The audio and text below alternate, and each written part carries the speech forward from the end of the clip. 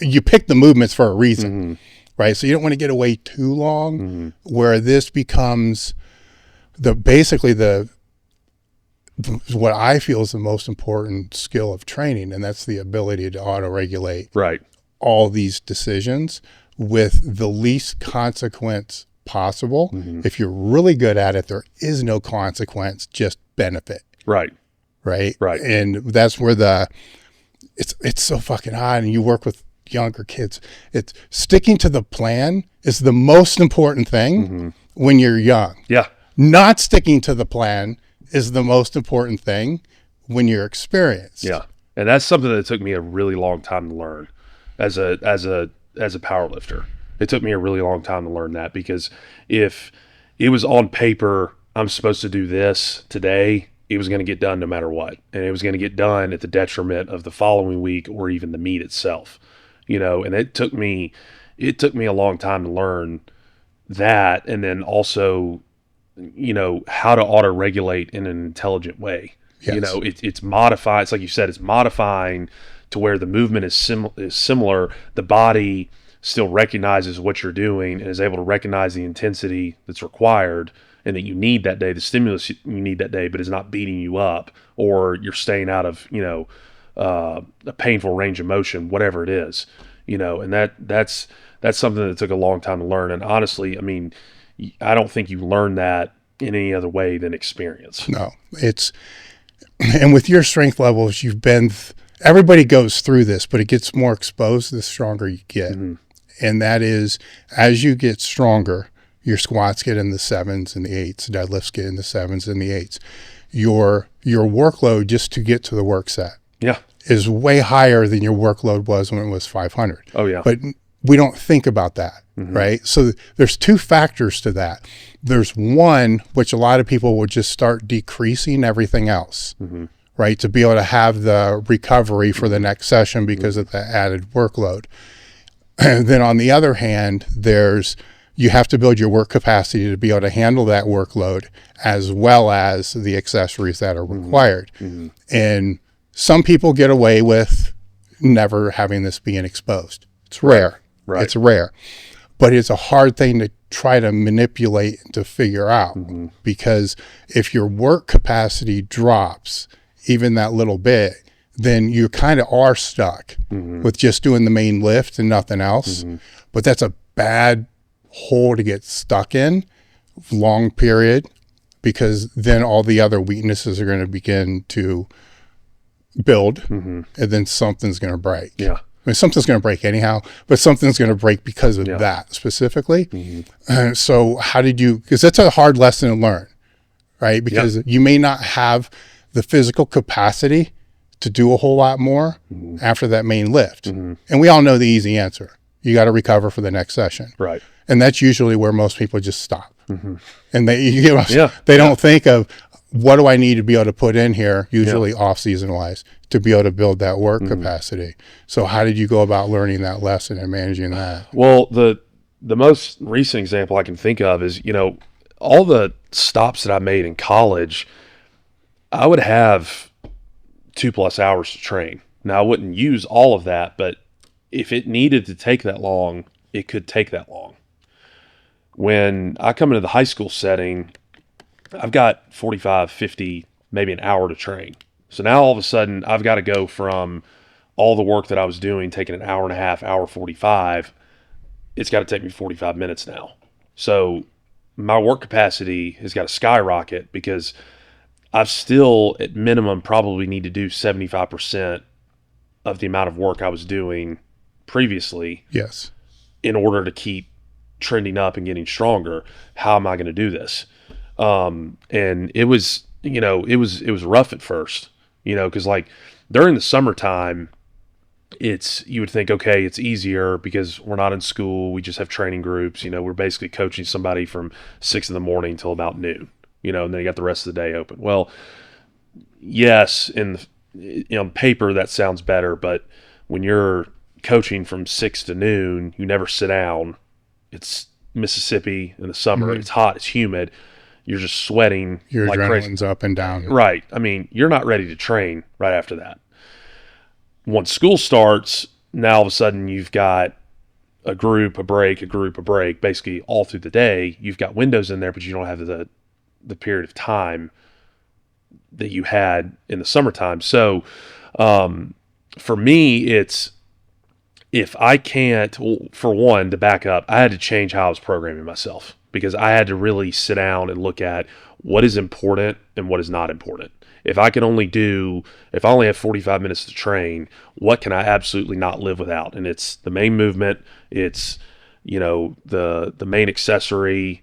We can superset that with another main accessory if it fits, if it doesn't fit, whatever. And then maybe 2 or 3 things. They probably got to be in a circuit. It's got to be one thing after the other, right? So, and even then, on upper body days, I'm a big fan of extended warm-ups. I want to do 3 or 4 movements, sets of 15 to 25 reps to get extra volume, get warm, whatever. How do I fit that in? And the easy answer is you just got to go faster. That's the easy answer. You got to suck it up and get in shape for the conditions and the parameters that, I'm in now, which was hard. And then also it was hard, I think, mentally letting go of a lot of training volume and kind of, I don't want to say junk volume, but stuff maybe I didn't really need, but mentally letting go of it, because if you're used to, a typical deadlift day for me, just say during COVID, was I would either work up to a top pull, or I would have multiple top sets on deadlift. Then I would do stiff leg deadlifts for 5 sets of 3, 5 sets of 5. Well, then I would do really heavy farmer walks. Well, then I would do, some type of single leg movement, a couple post chain movements, and then I may do some type of abs. I mean, it's a pretty long day. Okay. You go from that to now my deadlift day is, I'm going to do a top set on the safety bar. And I say top set, it may not be heavy. It may be like 70% for a triple. Just, I'm going to do that. I'm going to do a top set of deadlift. I'm going to do farmer walks, and then I'm going to do glute hams. And that's it. That's a big mental, hurdle to jump over. How am I going to continue to get stronger when my work has got cut in half? Well, I think it's how you frame it. Yeah. And that's really what it was. It was like, okay, I'm in my 30s now. I've been doing this for a long time. I cannot continue to train like I was when I was 20 or when I was 22, 23, whatever. I've got to change how I am training to keep being able to do this, number one. Number two, I mean, we've got a 9-month-old daughter now. I've got to train. Everything changes after that. If I can't train while I'm at work, I'm not training because I'm going home to see my kid. And so it's realizing you've got to get out of the some is good, more is better mindset, which is hard because you go back to me in middle school, that has been my identity in training for a long, long time. Some is good, more is better. I'm going to train at the school. I'm going to go home. I'm going to train on the weekends. I'm going to train twice a day. We're going to get this done. To now all of a sudden you've got 45 minutes to train, pick what's most important, and let's roll. I've been at my current job for 4 years now. This is obviously a lot easier to deal with and manage than it was starting out because I've had a couple good meets under my belt and I'm stronger and healthier than, I've ever been, just continue to get better. So, it is a big jump mentally, but then it's also, you've got to decide from if we're getting into X's and O's of training, you've got to decide really what you need to do to get stronger. What movements really drive progress versus don't drive progress. And I think that I like to take things to the extreme to try to provide the example to where you take those low end movements that you're doing, pull down abs, crunches, or whatever it is. You kind of know they really don't have correspondence, very little. It's just kind of a mental thing. And to where if we went back to when you were playing ball, if, after practice, you and your buddies decide, hey, let's just do 20 hundreds. You'd be like, fuck, I ain't doing that shit. Yeah. And you're not doing it first off because it sucks, right? But you're really not doing it because this isn't going to help us at all, right? Because it's so extreme, right? but it's the same thing. Yeah. You know, it's just when you boil it back down into here's something that's really not helping you at all. Mm-hmm. It's just taking more time. Mm-hmm. You know, it may not be hurting, right? But it's a hard argument to say it's helping. Yeah. I mean, well, it's the difference in the, like I said earlier, the coach in me and the athlete in me. The coach in me knows I can get stronger training 45 minutes a day if I really push a hard pace, no distractions, get in there, get out. The athlete in me wants to do more and more and more, but I know if depending what the more is, because when you're playing ball, you're not going to go run extra miles, right? You know, yeah, you know, and it's also too, and this is something that I don't know if it gets talked about enough in powerlifting or just strength sports in general, is the work you did to get to a certain point is not necessarily needed to continue moving forward. Oh, it's the opposite. It's inverse. Right. You know, like when I look back at some of the training sessions I had as a young powerlifter and a young coach, I mean, it would hospitalize me now. Mm-hmm. You know, I mean, I can remember at Kansas, we came in for open gym on Saturday. And this is like in March, and I was on a really big high volume phase, and I did a 4x25 belt squat warm up with leg curl, and then I went in and did 10 sets of 5 on back squat with 585 with no belt, and it took me 2 hours to do it. And I can remember waking up the next day, and I mean I couldn't move, you know, and it was like, did that do something for me mentally? Yeah. I mean, that was a really, I mean, it's to this day the hardest training session I think I've ever had. I mean, to overcome that mentally, yeah, that took some fortitude. But what did that do for me physically? It set me back probably a month, you know, and like if I were to do that now, you know, I'm going to end up in the hospital with rhabdo or whatever else, you know, and so it's learning that, you know, there's a difference in the work you've got to do to kind of get to a certain level and establish strength and like establish training habits. Because I do think there's value in training like that early on, because it teaches you, you know, unless you're just screwing around and saying you're training hard but not training hard, but like there is value in doing that stuff because it does teach you how to strain. Not necessarily strain, you know, in a singular instance, you know, like one rep of one set, but effort. Like effort. Yeah. You know, it teaches you effort. It teaches you hard work and grit and all of those things. But at some point, you've got to shift to, you know, I've got to really refine my approach, or I'm not going to be doing this very much longer. Well, you have to, and it's an internal debate that I have with myself all the time. Is it necessary for a lifter to go through that? Right. And there's the brain. This is how I kind of explain training. There's the brain, there's the soul, right? The soul's what kind of gets us into the whole thing. Like we love to train. We love to train. Then the brain starts taking over. And when the brain takes over too much, you know, you're fucked, right? Because after a while, you'll start to lose why you're doing it in the first place. So you lose the love because it's kind of all up in here. But when you're in that developmental phase, a lot of things are happening. For one thing, for example, is your technical acuity is nowhere near as good, right? So your force output is way less than when you're stronger and when your form's better. Right. And this really rang out to me when I was training at Westside, but also a personal trainer at the time.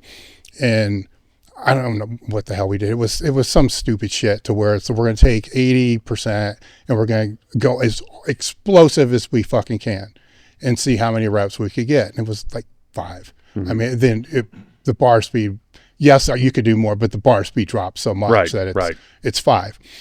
Then I went in to train a soccer player, high school soccer player, client of mine. I'm like, I wonder, and she wasn't that, maybe a 125 squat. I wonder how many she could do, right? It was like fucking 22, right? And I'm like, part of me is like, man, you suck.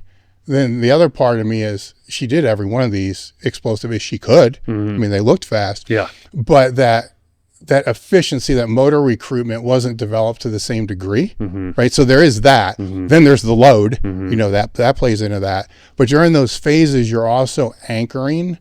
When I'll have the clinics, I like to have people out and I'll anchor intensity, which is straining, the percentage of a 1 rep max. Like, this is what it's supposed to feel like. Right. Because your younger kids, they have to learn that only one way. And a lot of times it's kind of, then you yell at their ass and then they stand up fast. Then they end up doing 30 pounds more. Right. It was always there. They just didn't, it felt heavy. Yeah. Right. Doesn't mean you can't lift more. Just, you learn that. Right. So you have to anchor intensity, but you have to anchor effort. You know, and effort's where you can have somebody, leg press is the best one. Because somebody might do a set of 12, but I'll guarantee you get 3 other people around them. You start, you know, getting on their shit. All of a sudden they're doing 20. Yeah. We found some extra reps. Yeah. And then we're like, okay, you're training on an RPE or reps and 2 reps in reserve, but fuck, you just did 18 extra. Like, what was that? Those are important to anchor. Especially if, you know, if it's an online coach working with a client, you got to anchor that shit somehow. Right. Because how do you know? Right? When you're in person with these people, you can figure, but personally, we got to figure it all out. Once you figure it all out, then you can sit there and say, okay, I got to do, you know, glute ham raises. It says 4 sets of 10, but maybe I load it a little bit. Right. And I just bust ass. I put 4 sets of 10 of effort into 2 sets of 8. Yeah. Fair trade. Yeah. Probably better option, but you can't do it all the time. Right. Right? Because it's too much effort for that. I think there's only one way you figure this out. You have to learn it. Yeah. Right? You got to train. You have to train. You have to kind of go through it. And there are outliers, you know, the ones that are always going to do that. And then what they need are somebody to be able to bring them down. Right. Like, the best athletes don't need pushed. They need pulled. Yeah. You know, like slow the fuck down, bring it down. Yeah. Right. That's the best place to get people to, is now you're at that place. But when it's yourself, and then you have to pull it down, it's a weird transition.